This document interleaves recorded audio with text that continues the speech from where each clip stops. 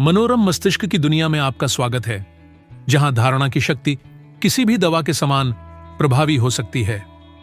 Placebo प्रभाव एक ऐसी घटना जहां निष्क्रिय पदार्थ या उपचार वास्तविक मापने योग्य परिणाम उत्पन्न करते हैं, सदियों से देखा गया है। चौथी शताब्दी में सेंट जेरोम ने अपने जीवन के अंतिम 34 वर्ष पुरानी वसीयत को हिब्रू से लैटिन में अनुवाद करने में समर्पित किए, जिसे उन्होंने अधिक प्रामाणिक माना। हालांकि उन्होंने भजनों के अनुवाद को अपरिवर्तित छोड़ दिया, क्योंकि उन्हें पहले से ही वेटस लैटिना द्वारा ग्रीक से लैटिन में अनुदित किया गया था और उन्हें ईसाइयों द्वारा आम तौर पर गाया जाता था। इस प्रकार उन्होंने भजन 116 के पद 9 में त्रुटि को सही नहीं किया। प्लेसिबो डोमिनो इन रीगियोने विवोरम, मैं जीवितों की भूमि में भगवान को प्रसन्न करूंगा। हालांकि मूल हिब्रू अथा लेख लिपनी युवा बार्ट सावोट हा हयीम का अनुवाद होना चाहिए, मैं जीवितों की भूमि में भगवान के सामने चलता हूं। ये प्लेसिबो शब्द पहली बार 13वीं सदी में रोमन कैथोलिक चर्च की प्रार्थना में प्रकट हुआ, जब शोक मनाने वालों को मृतकों के कार्यालय में यह गीत गाने के लिए नियुक्त किया गया था। इन शोक व्यक्त करने वालों को, जिनके आंसू को बनावटी माना जाता था, मजाक में प्लासिबो कहा जाता था। यह शब्द पूरे मृतकों के लिए वेस्पर्स के साथ इतना जुड़ गया कि लोग प्लासिबो पर जाने या प्लासिबो गाने को कहते थे। समय के साथ शब्द प्लासिबो ने धार्मिक संदर्भों और सामान्य भाषा में भी बना कृत्रिमता और चापलूसी का भाव बनाए रखा।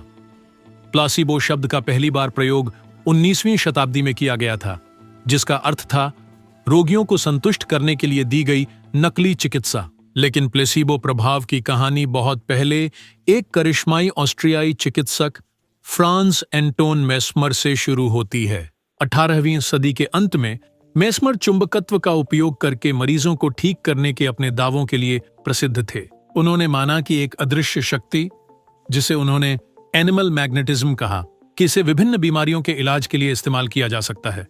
मेस्मर के उपचार में उनके मरीजों के ऊपर चुंबकों को घुमाना शामिल था, जो अक्सर ध्यानावस्था जैसी स्थिति में चले जाते थे और अपने आप को ठीक महसूस करने की रिपोर्ट करते थे।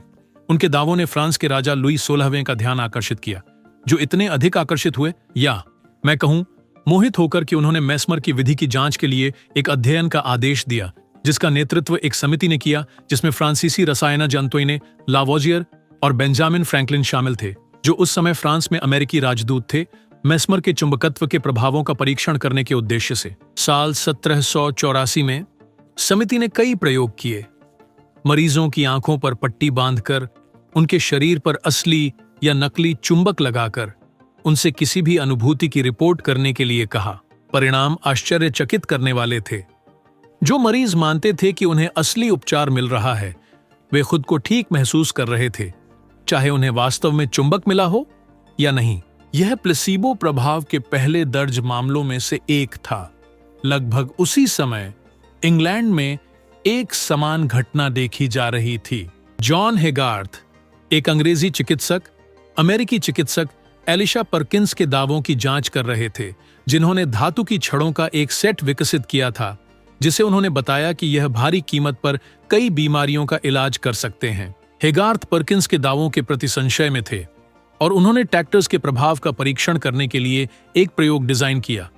उन्होंने लकड़ी के बने नकली टैक्टर्स का सेट तैयार किया और उनका उपयोग उन मरीजों के इलाज के लिए किया जो संधिवात दर्द से पीड़ित थे।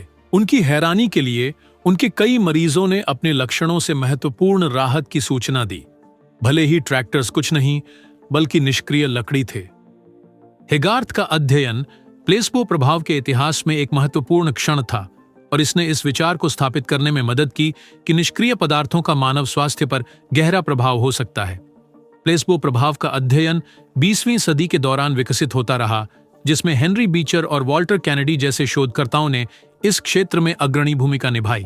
बीचर के 1955 के पेपर द पावरफुल प्लेसिबो को अक्सर प्लेसिबो प्रभाव के आधुनिक अध्ययन की शुरुआत करने का श्रेय दिया जाता है। आज हम जानते हैं कि प्लेसिबो प्रभाव एक जटिल घटना है, जो अपेक्षा, कंडीशनिंग और सामाजिक शिक्षा सहित कई कारकों द्वारा संचालित होती है। लेकिन प्लेसिबो प्रभाव की कहानी इन प्रारंभिक अग्रदूतों से शुरू होती है, जिन्होंने सबसे पहले मानव मस्तिष्क की स्वमूल्य चिकित्सा की अद्भुत शक्ति की खोज की।